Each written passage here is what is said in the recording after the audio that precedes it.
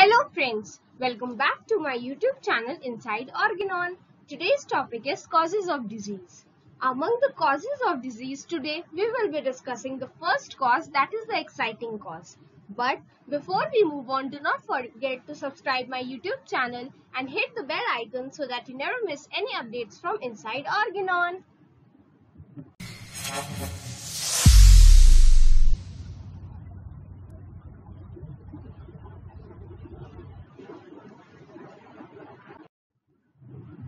सबसे पहले हम एक्साइटिंग कॉज की डेफिनेशन देखते हैं. एक्साइटिंग कॉज में be defined as the cause which excites the disease condition. कोई भी ऐसा कॉज जो डिजीज कंडीशन को एक्साइट करता है, दैट मीन्स बढ़ाता है, हम उसे एक्साइटिंग कॉज कहते हैं. ईदर अक्यूट डिजीज और acute exacerbation in chronic disease. या तो एक्यूट डिजीज हो सकती है, क्योंकि ज्यादातर जो एक्यूट डिजीज होती है वो तुरंत के एक्साइटिंग कॉज से होती है, या फिर acute exacerbation in chronic disease. यहाँ एक्सर्वेशन का मतलब भी एक्साइट करना या बीमारी को बढ़ाना होता है. तो acute exacerbation in chronic disease, इसको हम कहते हैं एक्साइटिंग कॉज. तो एक्साइटिंग कॉज क्या हुआ? कोई भी ऐसा कॉज जो डिजीज कंडीशन को बढ़ाता है, एक्साइट करता है, उसे हम एक्साइटिंग कॉज कहते हैं. John Fletcher defines exciting cause as follows. John Fletcher जो है, उन्होंने एक्साइटिंग कॉज को ऐसे डिफाइन किया है. An exciting cause may be defined to be some accidental variations of the circumstances affecting the body which, though likewise insufficient in itself to produce a morbid change, may still cooperate with the predisposing cause in doing so. तो जो exciting cause होता है वो कोई भी accidental variation, मतलब अचानक से आया हुआ वेरिएशन, मतलब चेंज होता है जो कि इफेक्ट करता है बॉडी को, लेकिन ये ऐसा चेंज होता है जो अगर खुद प्रेजेंट हो, ओनली अगर एक्साइटिंग कॉज प्रेजेंट हो, तो शायद वो कोई भी प्रॉब्लम या फिर बीमारी लाने में सक्षम ना हो.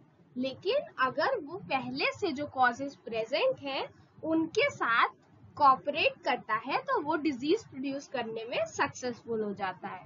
तो एक्साइटिंग कॉज जॉन फ्लेचर के अकॉर्डिंग ऐसा कॉज है जो कि किसी भी एक्सीडेंटल वेरिएशन, मतलब अचानक की चेंजेस की वजह से आता है, जो कि खुद सफिशिएंट नहीं है डिजीज प्रोड्यूस करने के लिए, पर जो प्री डिस्पोजिंग कॉज है उसके साथ कोऑपरेट करके डिजीज प्रोड्यूस करता है.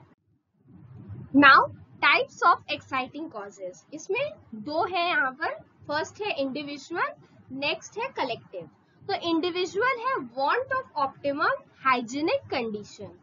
हाइजीनिक कंडीशन क्या हो सकती है? जैसे फूड का सफिशिएंट होना, स्लीप प्रॉपर अमाउंट में, प्रॉपर नंबर ऑफ आवर्स वो स्लीप कर पाए, रेस्ट कर पाए प्रॉपर जितना उसको रिक्वायर्ड हो, ना इन सारी चीजों की एक्सेस हो, मतलब ना तो बहुत ज्यादा रेस्ट कर रहा हो, स्लीप कर रहा हो, बहुत ज्यादा उसने फूड का इंटेक किया हो, और ना ही ये बहुत कम होना चाहिए, बिल्कुल ऑप्टिमम होना चाहिए. नेक्स्ट है physical and mental irritation which brings a latent chronic disease to surface, acute exacerbation in chronic disease. तो फिजिकल और मेंटल इरिटेशंस भी हो सकते हैं जो कि एक्यूट एक्सर्वेशन, वही acute excitation in chronic disease, मतलब कोई क्रोनिक डिजीज है वो बहुत दिन से लेटेंट हो गई है, लेकिन कोई ऐसा कॉज आया जिसने उसको बढ़ा दिया, इसे हम कहेंगे acute exacerbation in chronic disease. तो वो फिजिकल और मेंटल इरिटेशन भी हो सकती है जो कि लेटेंट क्रोनिक डिजीज, छुपी हुई क्रोनिक डिजीज को सरफेस पे लाए, दैट मीन्स उसके सिम्टम्स को प्रोड्यूस करने लगे. नेक्स्ट है कलेक्टिव. तो कलेक्टिव में पहला है मीटियोरिक और टेल्यूरिक कॉज. तो मीटियोरिक कॉज जो होता है वो क्लाइमेटिक होता है, फॉर एग्जांपल फिजिकल फोर्सेस हो गए, और टेल्यूरिक कॉज जो होता है वो फिजिकल सब्सटेंसेस होते हैं, उनकी वजह से होता है, जैसे वाटर हो गया, सॉइल हो गया, ठीक है, इन सब के इन्फ्लुएंस की वजह से जो होता है उसे हम कहते हैं, मतलब जब ये सारी चीजें काम करें एक एक्साइटिंग कॉज का, तो हम उसे कहते हैं कलेक्टिव एक्साइटिंग कॉज, जो कि मीटियोरिक या टेल्यूरिक हो सकता है. नेक्स्ट है कलेक्टिव में acute miasm, and these are again the inevitable result of calamities of war, inundations and famine. तो वॉर की वजह से, वॉर की कैलामिटीज की वजह से, फेमाइंस की वजह से भी ऐसा हो सकता है।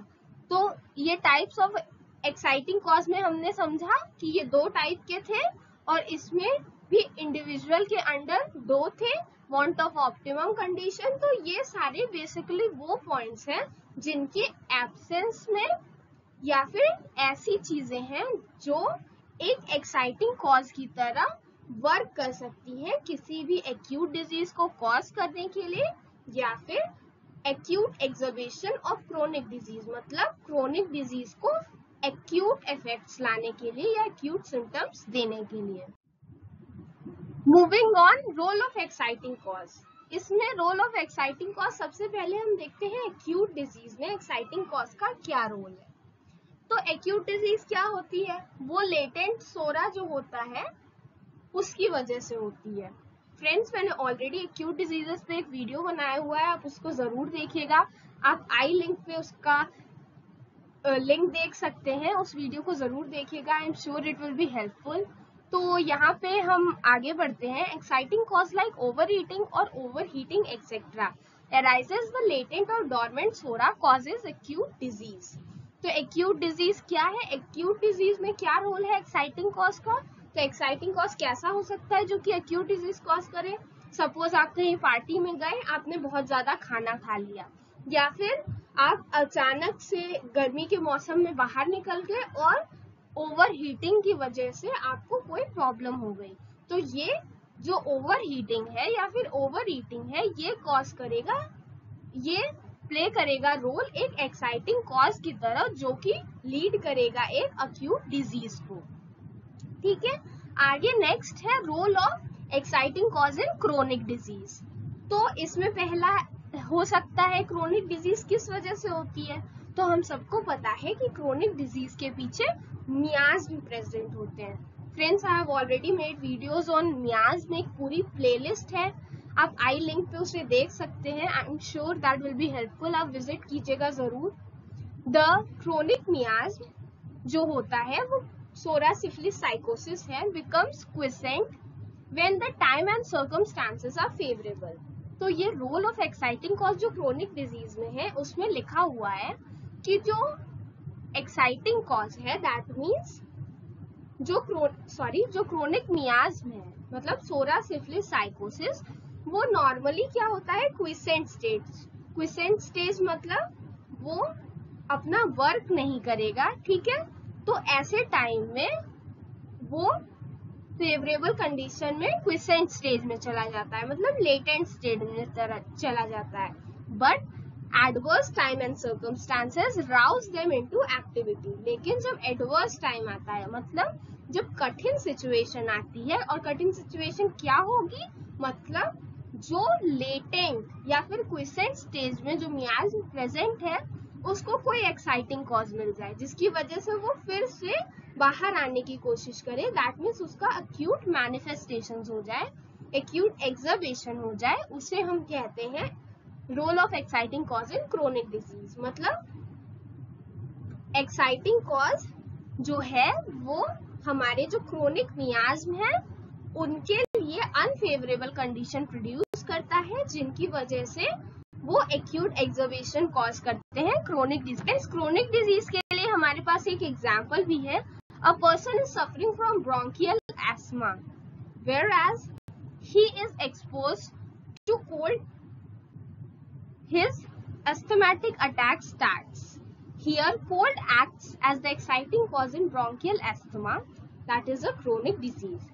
तो एक पर्सन है जो एस्थमा का पेशेंट है, उसको जब भी वो कोल्ड के प्रेजेंस में आता है, मतलब अगर सपोज जाड़े का मौसम हो गया या फिर उसने आइसक्रीम खा ली या कोई भी ठंडी चीज का इंटेक किया या ठंडे सराउंडिंग में चला गया, तो उसको एस्थमेटिक अटैक्स आते हैं। तो ये एक है acute exacerbation of chronic disease, क्योंकि जो ब्रोंकियल एस्थमा है ये एक क्रोनिक डिजीज है और जो कोल्ड है वो एक एक्साइटिंग कॉज है। तो कोल्ड, जैसे ही कोल्ड आ रहा है एटमॉस्फेयर में या फिर वो कोल्ड का इंटेक कर रहा है, उसको तुरंत एस्थमेटिक अटैक्स प्रोड्यूस हो रहे हैं, that is an acute exacerbation of chronic disease. Now, importance of exciting cause. तो सबसे पहले इम्पोर्टेंस है helps in selection of homeopathic medicine both in acute and chronic diseases. तो जो एक्साइटिंग कॉज है वो हमारी हेल्प करते हैं होम्योपैथिक मेडिसिन के सिलेक्शन में, दोनों एक्यूट और क्रोनिक डिजीज के केस में. Helps to avoid future sufferings, ये हमें फ्यूचर सफरिंग से भी प्रिवेंट करते हैं, ठीक है. और helps to restore health from indisposition by its mere removal. तो जो एक्साइटिंग कॉज होते हैं, कई बार जो होता है पेशेंट सफर करता है ना कि डिजीज से, लेकिन सिर्फ इनडिस्पोजिशन से, जिसका क्योर क्या होता है, सिर्फ मियर removal of that exciting cause. मतलब सपोज इनडिस्पोजिशन की अगर हम बात करें तो कोई भी चेंजेस आ रहे हैं. सपोज कोई पेशेंट है, उसने कोई ऐसी कंडीशन, वो किसी ऐसी कंडीशन के सामने आ गया जिससे उसकी बॉडी में कुछ चेंजेस प्रोड्यूस हो जा रहे हैं. अगर ऐसे चेंजेस प्रोड्यूस हो गए, दैट मीन्स ही और she is suffering from an indisposition. अगर हम इनडिस्पोजिशन का एग्जाम्पल लें तो इसमें लिखा है a patient uses socks in warmest weather. मतलब एक पेशेंट है, हम ऐसा एग्जाम्पल लेते हैं कि सपोज एक पेशेंट है, वो सॉक्स का यूज कर रहा है वार्म वेदर में, जिसकी वजह से उसके पैरों में बर्निंग सेंसेशन हो रही है, ठीक है. As soon as he gives up wearing the socks, जब जैसे ही वो सॉक्स पहनना बंद करेगा, द डिस्कम्फर्ट गोज अवे. मतलब suppose there was a patient, वो सॉक्स का यूज कर रहा था और जिसकी वजह से उसको वार्म सेंसेशन हो रहा था पैर में, लेकिन फिर उसने सॉक्स का यूज जब बंद कर दिया तो उसको उस डिस्कम्फर्ट से आराम मिल गया. तो ये जो सॉक्स था वो क्या था, वो एक एक्साइटिंग कॉज था जो कॉज कर रहा था वो एक्यूट डिजीज या फिर वो इनडिस्पोजिशन. उसको हम डिजीज नहीं कहेंगे, एक इनडिस्पोजिशन कहेंगे. और इनडिस्पोजिशन होता है something that mimics sickness which is not sickness, but वो सिकनेस की तरह हो.